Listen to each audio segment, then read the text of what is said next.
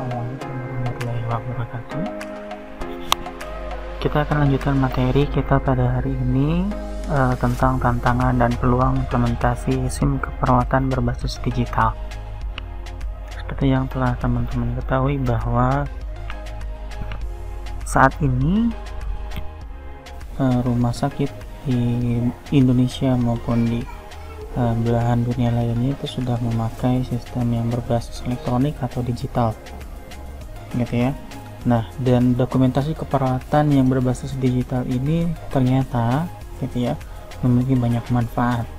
Tapi pada implementasinya, pada faktanya, pada kenyataannya di beberapa rumah sakit, hampir sebagian besar rumah sakit itu menimbulkan berbagai masalah, gitu ya. Kenapa? Karena ketika ada perubahan dalam sebuah sistem kerja, gitu, yang tadinya dokumentasi keperawatan itu berbasis manual atau berbasis paper, gitu ya, kemudian beralih menjadi berbasis elektronik, maka akan memiliki konsekuensi yang besar bagi perawat itu sendiri maupun terhadap pasien.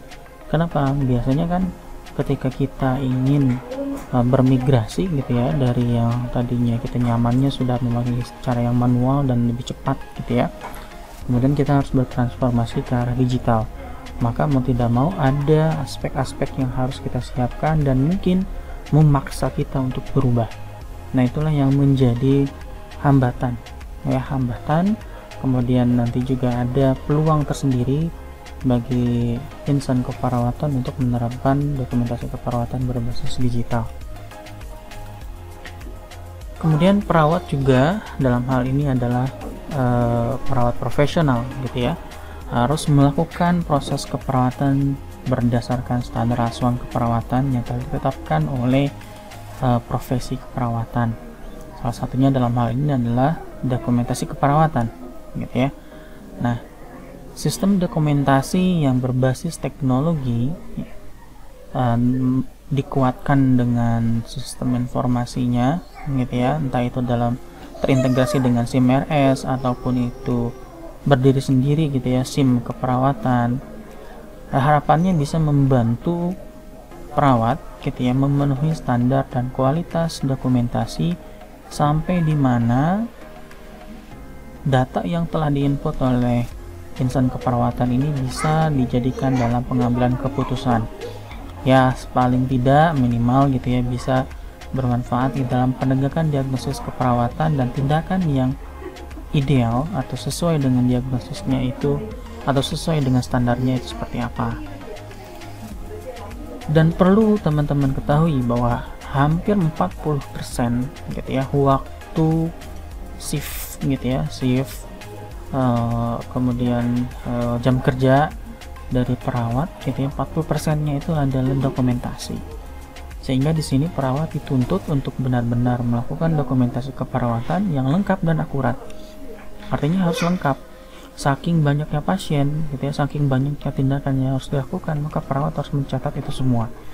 Supaya apa? Supaya nanti informasi yang digunakan atau informasi yang telah ditulis di catatan keperawatan atau dicakep, gitu ya, itu bisa membantu di dalam penentuan diagnosis keperawatan, penentuan tindakan keperawatan selanjutnya, gitu ya. Dan 73% perawat itu pulang terlambat karena apa? Karena dokumentasi keperawatan. Perawat harus menyelesaikan setiap harinya, gitu ya, dokumentasi keperawatan atau tindakan keperawatan yang telah dilakukan, ya, tindakan keperawatan yang telah dilakukan atau pengobatan yang dilakukan oleh dokter, gitu. Nah, tantangan yang pertama di dalam implementasi dokumentasi keperawatan berbasis digital adalah complete, correct, and timely patient story. Artinya, di sini peran perawat sangat diperlukan di dalam mendapatkan cakep yang lengkap, benar dan tepat waktu sesuai dengan perawatan, sesuai dengan pengobatan yang telah diterima oleh pasien. Kemudian konsistensi. Tantangan konsistensi ini yang agak sulit, gitu ya. Ritme dokumentasi keperawatan setiap pasien itu diperlukan. Nah, sehingga didapatkan cakep yang faktual dan aktual di dalam penegakan diagnosis keperawatan. Mungkin awal-awal penerapan sistem keperawatan yang berbasis digital kita lebih semangat gitu ya, tapi kesini mungkin bisa saja mundur atau kendur gitu ya semangatnya. Akhirnya apa? Akhirnya catatan keperawatan itu tidak bisa terisi dengan baik sesuai dengan konsistensi atau komitmen yang di awal. Jadi akhirnya bisa berdampak pada penegakan diagnosis keperawatan. Kemudian ada lagi alasan lain gitu, ataupun hal yang bisa menjadi tantangan dalam implementasi dokumentasi keperawatan, yaitu tidak atau kurangnya gitu ya, kurangnya supervisi dari perawat yang senior di dalam pendokumentasian keperawatan. Nah, karena perawat itu dituntut untuk dokumentasi, apalagi perawat baru gitu ya, perawat yang masih fresh graduate, itu mau tidak mau dia kan ketika di rumah sakit idealismenya tinggi, artinya semua yang diajarkan secara teori itu akan dilakukan, tapi belum tentu sistem yang ada di rumah sakit itu mengadopsi nilai-nilai dari idealisme tersebut. Maka peran supervisor di sini atau peran senior di sini yang bisa memberikan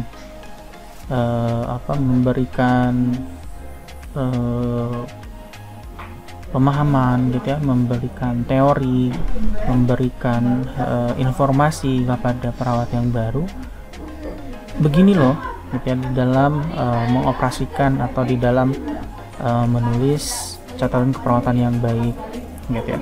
Nah, sebagian besar hal ini tidak dilaksanakan atau tidak terlihat di rumah sakit.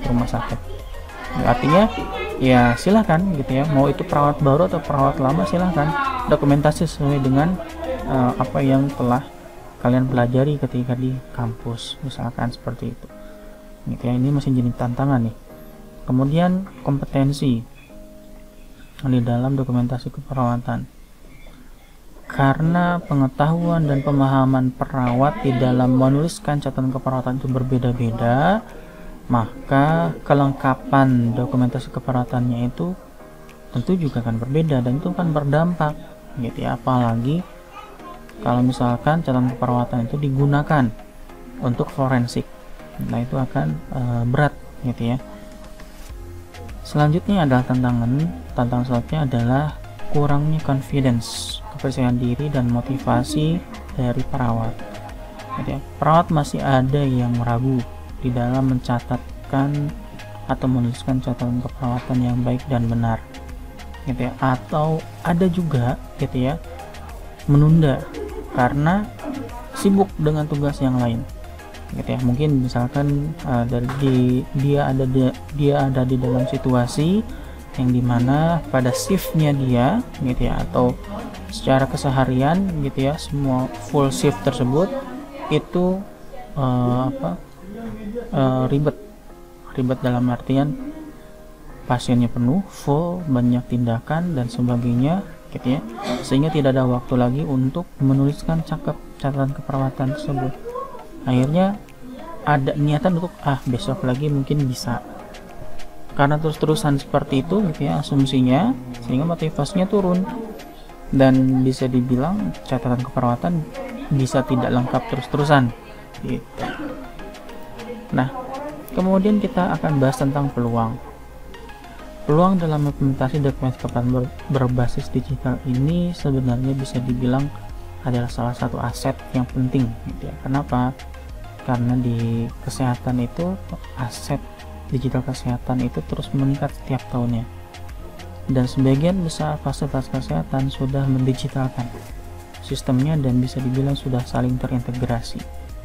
Kalau misalkan rumah sakit itu belum menerapkan yang berbasis digital ini, maka bisa dibilang rumah sakit ini terlambat gitu ya, terlambat di dalam mengadopsi perubahan yang telah ada. Kemudian peluang yang lainnya adalah kerjasama lintas sektor. Ketika sistem sudah digitalisasi dengan baik, saling terintegrasi, maka akan muncul data yang banyak di situ. Inilah yang bisa menjadi peluang bagi RS gitu ya, bisa menjalin kerjasama dengan pemerintah ataupun swasta di dalam pengembangan dan pemanfaatan data pasien, gitu ya.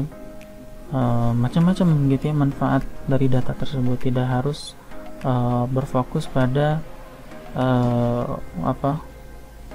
kesehatan pasien, tapi pengembangan dari rumah sakit itu sendiri bisa tercermin, gitu ya.